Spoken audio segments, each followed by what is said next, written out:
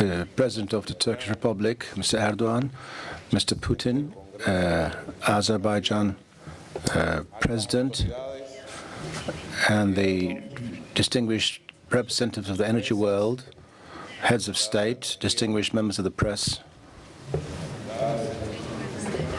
universities, academicians, research centers, private sector, I'd like to thank you very much. And I'd like to thank President Erdogan for this kind invitation. For us to be able to take part in such an activity, the 23rd World Energy Council, is an honor for us. I see many friends here, and I see many OPEC members, and many friends are here with us. Important economies are represented here, which have a very important geopolitical importance. There are many centers of energy now, and there are very different dimensions of energy. Therefore, we need to embrace all of these. Mr. President, thank you very much. It's a great honor for us to be in Istanbul. We are undertaking a long work day today. It's a very important day today because through this activity, we can share things with Turkey, and we see that the political initiatives here are very important, and also many cultures. We're in the cradle of many cultures. It's very important to be here. The issues that will be discussed here are important. We're talking about a transformation, a transition in the energy world.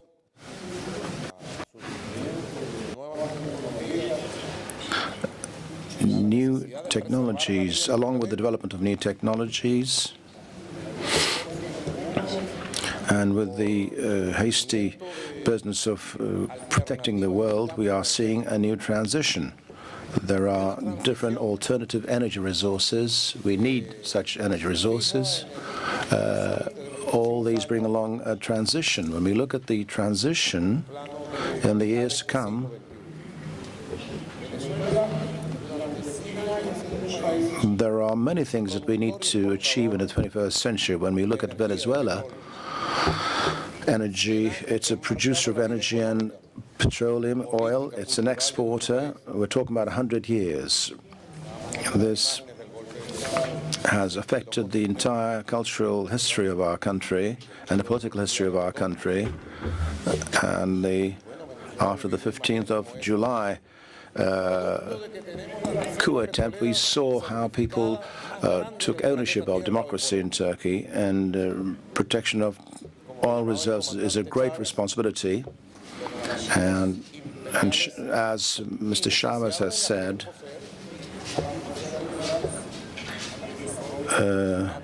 there are insatiable imperialist vampires, and we need to fight against them in energy, economy, and politics. It's a very difficult struggle. Mr. Putin is among us. Venezuela, when we look at Venezuela today, it has diversified its economics model because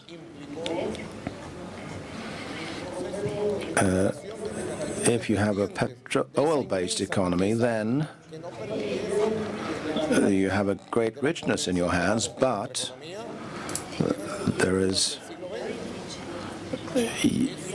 you need to undertake certain measures to reinforce the economy in the 21st century, and we're looking for certain signals in the 21st century. We need to diversify energy resources. It's a huge responsibility for all of us. In the area of energy, there are many things to be done. We are a petroleum country. We'll continue to be an oil country, but we will have other sources of riches, especially in the finance area. In recent years, in the constitutional area, for instance, there have been some very important work done as regards protection of natural resources, and we've provided incentives to invent. They've done many things in this area. So through this activity, I'd like to talk about the following. For investors, there are huge opportunities in Venezuela. Please come to Venezuela, and within the constitutional framework, through the incentives provided by our laws, you can do many things based on the principle of win-win. Especially during the last 2 years, there are important developments in the petroleum world, deriving from, there's a pressure deriving from prices. This has affected all markets, and for nations and for corporations, prices are not sustainable anymore. They've fallen to the lowest levels in the last 40 years, and for a long time they've stayed at this low level. And when we see that they are even below production costs, the prices I mean. And therefore, as regards investment and as regards the use of production capacities, large countries and medium-sized countries are being put under a lot of pressure. So during this 23rd Energy Conference, I'd like to talk about the following as well. Petroleum producers, the OPEC members,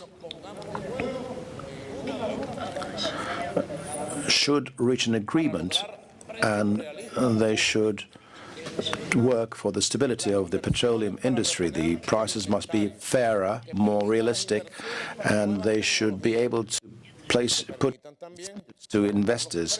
Investors should be able to use new technologies, and for that we need fair prices. And as of today, in the economy, in the world, the most important resource is oil, and therefore we need certain mechanisms here.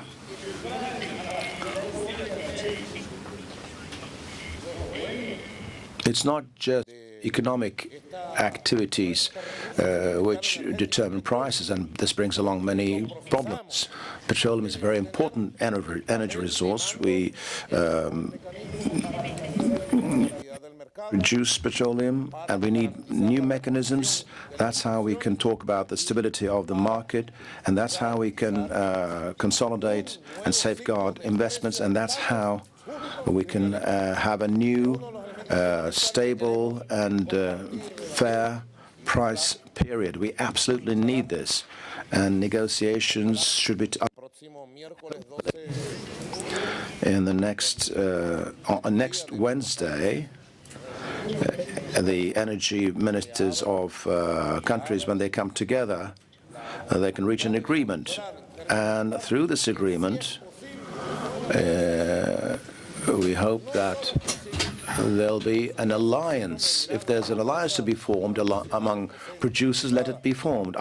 We want it wholeheartedly and sincerely. There are very important companies among us in order to, there are huge opportunities to establish links, and I hope through this conference we'll experience positive developments. And for the market to have stability, we are ready to do everything, and we're ready to do everything for fairer prices. And we hope in the next 6 months we will come up with a new mechanism, and we will contribute to it. And as the Azerbaijan president said, I was talking to him, Turkey, and I'd also talked with the Turkish president, and we have talked with Mr. Putin, and with the OPEC members. We are talking with the OPEC members as well, and we keep saying this: we need a new mechanism. The petroleum world needs realistic and fair prices, and we need to all together work very much.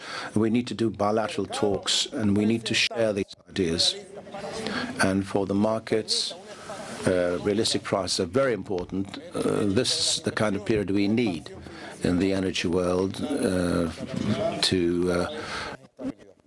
We need stability for incentives in the energy world. I keep saying stability and stability again and again. Diversification is also very important. Diversifying energy resources is a must. When you look at Venezuela, You are our partners. You know that Russia, Italy, India, Spain, and in the following years,